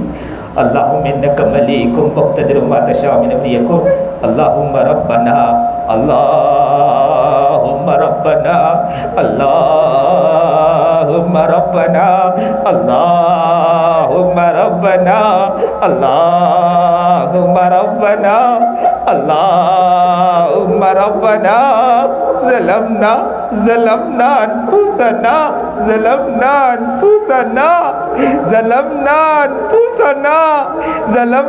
انفسنا وإن لم تغفر لنا وترحمنا لنكونن من الخاسرين. اللهم رب ارحمهما كما ربياني صغيرا. اللہ تیرے بندوں کو دیکھ تو صحیح، تیرے سامنے رو رہے مولا، تیرے سامنے گر گڑا رہے مولا. اللہ یہ بڑی محبت کے ساتھ آئے مولا. اللہ یہ بڑے پیار کے ساتھ آئے مولا. یہ بڑا پیارا مجمع ہے مولا. یہ آپ کو منانے آئے مولا. انہوں نے دیکھا کہ اپنی گندگی بہت زیادہ ہے مولا. انہوں نے سوچا کہ دل بہت گندا ہے مولا. ان کے جب پتہ چلا کہ جب یہاں نیکی تقسیم ہونے والی ہے، یہاں دعا ہونے والی ہے، یا اللہ کے سامنے گڑ گڑا کر لوگ رونے والے ہیں، تو یہ لوگ بھی دوڑ کر آ گئے مولا. یہ بھی آپ کو منانے آئے مولا. اللہ ایک نگاہ تو ڈال دے مولا، ایک نگاہ ڈال دے. بہت गुनहगार है मौला, बहुत गुनहगार है, बहुत गुनाह किया मौला। मौला आंखें देखो तो गुनाहों में डूबी है मौला, ज़बान देखो तो गुनाहों में डूबी मौला। अल्लाह ज़बान ज़बान ज़बान ज़बान ज़बान ज़बान से बहुत गुनाह किया मौला, गीबत की, चुगली की मौला। अल्लाह अल्लाह जब इस ज़बान के बारे में सोचते हैं, अगर कल क़यामत के दिन आपके पास आ जाए ना मौला, तो आप इस ज़बान को आप ज़बान को खींच ले मौला, और इस ज़बान को खींच कर हमारी गर्दन में बांध दे मौला। इतने हमने इस ज़बान से गुनाह किया मौला। अल्लाह अल्लाह इन आँखों ने इतना गुनाह किया मौला, जब हम सोचते हैं तो मालूम होता है कि कल अल्लाह आपके पास आएंगे ना मौला, तो आप प्लास्टिक को सिलगा कर मौला, शीशे को पिघला कर हमारी आँखों में डालेंगे मौला।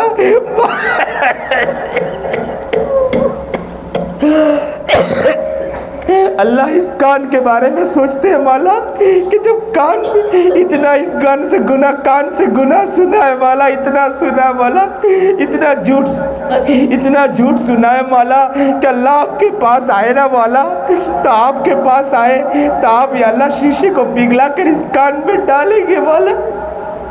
अल्लाह अल्लाह अल्लाह, हाथ भी बहुत गंदे मौला, पैर भी बहुत गंदे हैं मौला। अल्लाह हे अल्लाह, बहुत गुनहगार है मौला, आज सच्चे पक्के दिल से आपके पास आया। अल्लाह हमें माफ़ कर दीजिए मौला, माफ़ कर दीजिए मौला, एक निगाह डाल दीजिए मौला। बहुत गुनाह किए मौला, बहुत गुनाह किया मौला। आप बड़े रहीम हैं मौला, आप बड़े करीम हैं मौला। आप तो कहते हैं मैं तो 70 माहों से ज़्यादा रहम खाने वाला हूँ मौला। आप तो कहते हैं मैं 70 माहों से माँ को देखा है कि बच्चा अगर उसको सताए ना तो माँ माफ़ कर दिया करती है, यहाँ तक कि बच्चा फिर सताए फिर माँ माफ़ कर दिया करती है। एक मरतबा इब्ने कय्यिम कहते हैं कि मैं घर से निकला, एक घर की तरफ मैंने झाँक कर देखा कि वो बच्चा, माँ एक बच्चे को मार रही थी, मारते मारते धक्का मार के घर से बाहर निकाल दिया और कहा कि मेरे घर की तरफ कभी निगाह उठा के मत देखना, मेरे घर की तरफ कभी नज़र उठा के मत देखना, इस घर की तरफ कभी आना भी मत। कहते हैं इब्ने कय्यिम में उस बच्चे को देख रहा था, माँ ने ज़ोर से दरवाज़ा बंद किया, बच्चा वहाँ से निकला, थोड़ी दूर गया और थोड़े दूर जाने के बाद अपने सर को झुकाया, ज़ारो कतार रोने लगा, फिर पलटा अपने घर की तरफ आया। माँ ने दरवाज़ा बंद कर रखा था, वो बेचारा वहीं बैठा रहा। थोड़ी देर के बाद उसकी आंख लग गई, माँ को कुछ काम याद आया, दरवाज़ा खोला कि चलो कुछ काम के लिए दरवाज़ा, जैसे ही दरवाज़ा खोला बच्चे को वहाँ सोता पाया। गुस्से में तो पहले से थी, माँ ने गुस्से में कहा मैंने तुझे बार बार कहा कि इस घर की तरफ कभी मत आना, फिर तू दोबारा इस तरफ आया। बच्चे ने धीरे से सर उठाया, आंखें आंसुओं से दर्द थी, कहने लगा माँ मुझे तुमने जब धक्का मारा ना तो मैंने नीयत कर ली थी कि इस घर की तरफ कभी निगाह उठाऊंगा भी नहीं, मैं इस घर की तरफ कभी नज़र भी नहीं उठाऊंगा, मैं इस घर की तरफ कभी आऊँगा भी नहीं। मैंने सोच लिया था कि किसी के घर झाड़ू मार दूंगा मुझे रहने के लिए जगह मिल जाएगी, किसी के घर में सफाई कर दूंगा मुझे खाना मिल जाएगा, लेकिन दिल में ख्याल आया माँ कि यार तो मुझे हज़ारों मिल जाएंगे, दोस्त तो मुझे हज़ारों मिल जाएंगे, लेकिन मुझे मेरी मोहब्बत करने वाली माँ कहाँ मिलेगी। माँ ये सोचकर फिर दोबारा आया हो, अब माँ तू जितना धक्का मार ले, लात मार ले, मैं इस दर को नहीं छोड़ूंगा। माँ ने जब ये सुना, इब्ने कय्यिम कहते मैं उस माँ को देख रहा था, माँ ने अपने बाहें फैला दी, कहा बेटा जब तेरे दिल में ख्याल है तो आजा, और मेरे लगते जिगर और मेरे दिल के टुकड़े मेरे सीने से लग जा। तू जब इस तरह मोहब्बत करता है तू देखेगा कि मैं तुझसे कैसी मोहब्बत करती हूँ। और मेरे प्यारे और मेरे दिल लगते जिगर और मेरे दिल के टुकड़े आजा, मैं तुझे अच्छा अच्छा खाना खिलाऊंगी, मैं अपने तुझे गोद में सिलाऊंगी। मौला मौला मौला हम भी बहुत दूर जा चुके थे मौला, मौला हमने सोचा था कि तिजारत कर लेंगे, अपना घर चला लेंगे, लेकिन फिर ख्याल आया कि दोस्त तो हज़ारों मिल जाएंगे, यार तो हज़ारों मिल जाएंगे, लेकिन मोहब्बत करने वाला रब कहाँ मिलेगा। अल्लाह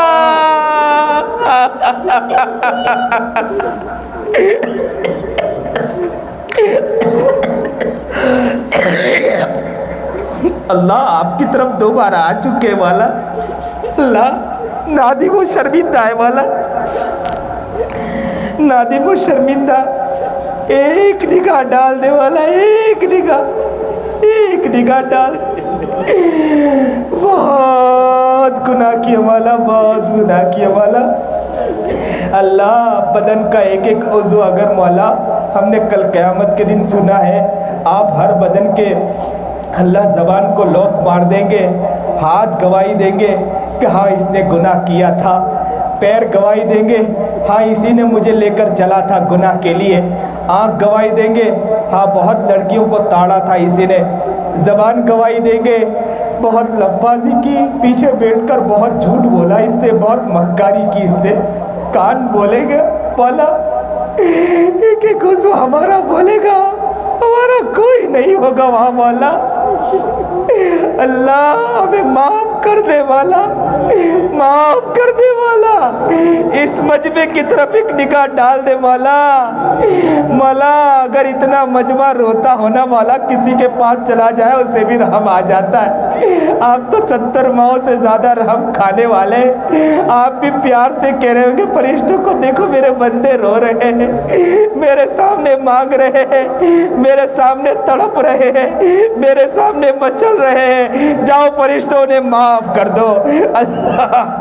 اللہ ہمیں معاف کر دیجئے مولا، ہمارے گناہوں کو معاف فرما دیجئے مولا، ہمارے خطاؤں کو معاف فرما دیجئے مولا، اللہ ہماری ہر غلطیوں کو معاف کر دیجئے مولا، ہماری ہر مکاریوں کو معاف کر دیجئے مولا، غیبت، چغلی، حسد، بغض، ریاکاری، جھوٹ، دغابازی، دھوکہ، فریب، بدماشی، اللہ بندے کا اگر حقوق ہے مولا، کسی بندے کو ہم نے ناراض کیا ہے مولا، اللہ آپ کسی کے اللہ کسی کا حق معاف نہیں کرتے ہیں مولا، لیکن مولا ہم میں وہ طاقت عطا کر دے کہ ہم اس تک پہنچ جائیں اور معافی مانگ لے مولا، اور سامنے والا ہمیں معاف بھی کر دے مولا تاکہ ہمارا کام نمٹ جائے مولا۔ اللہ وہ طاقت ہمارے اندر ڈال دیجئے مولا، آپ کے لیے مشکل نہیں ہے مولا، آپ کرنا چاہے تو دنیا کے کوئی طاقت آپ کو روک نہیں سکتی مولا، اللہ آپ کر دیجئے مولا، کر دیجئے مولا، ہم سامنے والے سے معافی مانگ لے مولا، ہم آپ کے سامنے جواب نہیں دے سکتے مولا، حساب کتاب جب آپ لیں گے مولا ہم حساب کتاب کا جواب نہیں دے سکتے مولا، بہت گناہ کیے مولا، اللہ ہمیں معاف کر دیجئے مولا، اللہ ہمیں اب نیک بنا دیجئے کہ ہماری زندگی اچھی بن جائے، ہماری زندگی پیاری بن جائے، اللہ ہماری زندگی ایسی بنا دیجئے مولا۔ اللہ یہ اس علاقے والوں نے مسجد کی نیت کی ہے مولا، مسجد بنانے کی نیت کی ہے مولا کہ مسجد تعمیر ہو جائے مولا، اللہ آپ کا گھر بنانا چاہ رہے مولا، آپ طاقت دے دے مولا، آپ ہمت دے دے مولا، اور یہاں عافیت کے ساتھ تعمیر کروا دیجئے مولا، اللہ جگہ بھی عافیت کے ساتھ ملوا دیجئے مولا، اللہ رقم کا انتظام بھی کروا دیجئے مولا، آپ کے خزانے میں کوئی کمی نہیں ہے مولا، آپ تو کہتے بندہ آپ محنت کرو میں عطا کرنے والا ہوں، مولا یہ لوگ محنت کر رہے مولا، یہ لوگ کوشش کر رہے مولا، یہ چاہتے تو اپنے بچوں کے پیچھے لگتے مولا، یہ چاہتے تو اپنے گھر کو بنانے کے پیچھے لگتے مولا، یہ چاہتے تو اپنے بچوں کو سنوارنے کے پیچھے لگتے مولا، یہ چاہتے تو اپنے دکان کو سنوارنے کے پیچھے لگتے مولا، لیکن سب چیز کو چھوڑ چھاڑ کر اللہ آپ کے گھر کو بنانے کی یہ لوگ فکر کر رہے مولا، اللہ اس گھر کی تعمیر کروا دیجئے عافیت کے ساتھ مولا، اللہ انہیں ہمت و طاقت عطا فرما دیجئے مولا، اس بستی والوں کو قبول فرما لیجئے مولا، اللہ ان میں وہ طاقت دے دے کہ یہ کہیں بھی جائے مسجد و مدرسے کی تعمیر کرے مولا، اللہ انہیں یہ ہمت اور طاقت عطا فرما دے، دین کی سربلندی کے لیے محنت کرے، اللہ احقاق حق اور ابطال باطل کی محنت کرے، اللہ اس کے لیے انہیں توفیق عطا فرما دیجئے مولا، اللہ انہیں قبول فرما لیجئے مولا، ہم سب کو قبول فرما لیجئے مولا، ہمیں نیک متقی پرہیزگار بنا دیجئے، جو پریشان حال ان کی پریشانی کو دور فرما، جو مصیبت زدہ ان کی مصیبتوں کو دور فرما، جو قرض میں مبتلا خزانہ غیب سے ان کے قرض کو پورا فرما دیجئے مولا، اے اللہ ان حالات میں بہت لوگ قرض میں مبتلا ہے مولا، بیچارے کسی کو منہ بھی دکھا نہیں پاتے ہیں مولا، گھر سے نکلتے ہیں تو گھر میں چھپ کے بیٹھ جاتے ہیں، کہتے ہیں اہلیہ سے میں کیسے گھر سے باہر نکلوں کہ مانگنے والا سامنے آ جاتا ہے، کبھی چہرے کو اپنے تکیے کے نیچے رکھ کر زاروں قطار روتا ہوگا مولا، اے اللہ آپ قرض ادا کرنا چاہے دنیا کی کوئی طاقت آپ کو روک نہیں سکتی مولا، اللہ ان کے قرض کو خزانہ غیب سے پورا کر دیجئے مولا، خزانہ غیب سے پورا کر دیجئے مولا، اللہ اسلام اور مسلمانوں پر یا اللہ ظلم بہت ہو رہے مولا، اللہ ظلم کو روک دیجئے مولا، مسلمانوں پر رحم و کرم کا معاملہ فرما دیجئے مولا، اللہ ظالم کو یا اللہ صحیح سمجھ صحیح شعور عطا فرما دیجئے مولا، ظالم کو ظلم سے روک دیجئے مولا، ظالم کو ہدایت عطا فرما دیجئے مولا۔ اللہ ہم کاٹنے اور پیٹنے کی اللہ بد دعا تو نہیں دیتے مولا، ہم یہ دعا کرتے ہیں اللہ تو انہیں ہدایت دے دے مولا، آپ ہدایت دینا چاہے تو آپ کو کوئی روک نہیں سکتا مولا۔ اللہ عمر بھی تو ہدایت میں آئے تھے مولا، خالد ابن ولید بھی تو آ گئے تھے مولا، خالد ابن ولید بھی زبردست جنگجو تھے مولا، لیکن اللہ کے رسول نے جب دعا کی تو خالد ابن ولید بھی تو مسلمان ہو گئے مولا۔ اللہ آپ ہدایت دینا چاہے آپ کے لیے مشکل نہیں ہے مولا، ہم ان لوگوں کے لیے ہدایت کی دعا مانگتے مولا۔ اللہ آج یہ کرشمہ دکھا دے، اس چھوٹی مسجد میں بیٹھ کر ہم ان کے لیے دعا کرتے مولا۔ اللہ تو ہدایت دینا چاہے آپ کے لیے کوئی مشکل نہیں ہے، آج ہمارے کھاتے میں اس چیز کو لکھ دے مولا۔ اللہ انہیں ہدایت دے دیجئے مولا، ہدایت دے دیجئے مولا، ہدایت دے دیجئے مولا، ہدایت دے دیجئے مولا۔ اس مجمع میں کوئی ایسا شخص ہو جس کی دعا آپ کو بہت پسند ہو، اس کا واسطہ دے کر کہتے ہیں اللہ انہیں ہدایت عطا فرما دیجئے مولا۔ یا جتنے بھی پریشان حال ہیں ان کی پریشانیوں کو دور فرما، مصیبت زدہ مصیبتوں کو دور فرما، یا اللہ کاروبار میں پریشانیوں کو دور فرما، گھر کے اعتبار سے پریشانیوں کو دور فرما، بیوی بچوں کے اعتبار سے پریشانیوں کو دور فرما، کھیت اور کہ اللہ گھر کے اندر کسی اور اعتبار سے پریشانی کو دور فرما۔ یا اللہ کوئی بیمار ہے تو شفائے کاملہ عاجلہ مستقر عطا فرما، کوئی دنیا سے چل بسا ہے تو اللہ ان کی مغفرت فرما، اللہ ان کی مغفرت فرما، جنت میں اعلیٰ درجہ عطا فرما، گھر والوں کو صبر جمیل نصیب فرما، کوئی کام شروع کیا ہے اللہ عافیت کے ساتھ ان کے کام کو مکمل فرما دیجئے، کاروبار کر رہے ہیں تو کاروبار میں عافیت کا معاملہ عطا فرما دیجئے مولا، گھر کا کام لے کر کھڑے ہوئے ہیں تو اللہ گھر کا کام عافیت کے ساتھ مکمل کروا دیجئے مولا، گاڑی اگر یا کسی چیز کو لے رہے تو اللہ ان کے لیے بھی عافیت کا معاملہ عطا فرما دیجئے مولا، جو بھی پریشانی سب پریشانیوں کو دور فرما دیجئے مولا، نیک اور ولیوں کی فہرست میں اللہ ہم سب کو شامل کر دیجئے مولا، نیک اور ولیوں کی فہرست میں ہم سب کو شامل کر دیجئے مولا، نیک اور ولیوں کی فہرست میں ہم سب کو شامل کر دیجئے مولا۔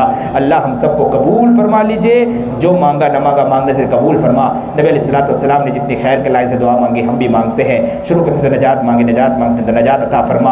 اے اللہ بہت سے لوگ حج پڑھ کر یا اللہ عمرہ کر کے حج کر کے آ رہے ہیں مولا، آپ کے گھر کو دیکھنے کے ہمیں بھی شوق ہے مولا، اللہ اس کے در و دیوار کو دیکھنے کا ہمیں بھی شوق ہے مولا، بیت اللہ کو چمٹنے کا ہمیں بھی شوق ہے مولا، اللہ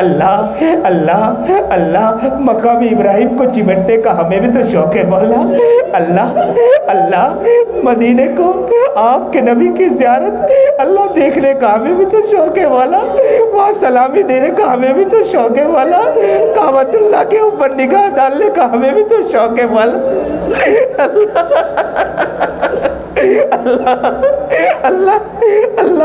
اللہ یہ ہماری امیدیں پوری کر دے مولا، اللہ جتنی بھی رقم ہو آپ نہ توفیق ادا کرنا چاہے تو کچھ نہیں ہو سکتا، اور جیب خالی بھی ہو مولا آپ بھیجنا چاہے تو آپ کے لیے کوئی مشکل نہیں ہے مولا، اللہ کعبۃ اللہ دکھا دے مولا، کعبۃ اللہ کی زیارت کرا دے مولا، وہاں کی در و دیوار دکھا دے مولا، اللہ وہاں تک ہمیں عافیت کے ساتھ پہنچا دیجئے مولا، ہماری ساری دعاؤں کو عافیت کے ساتھ قبول فرما لیجئے مولا، مانگا نہ مانگا مانگنے سے قبول فرما، وصلی اللہ تعالی علی خیر خلق محمد۔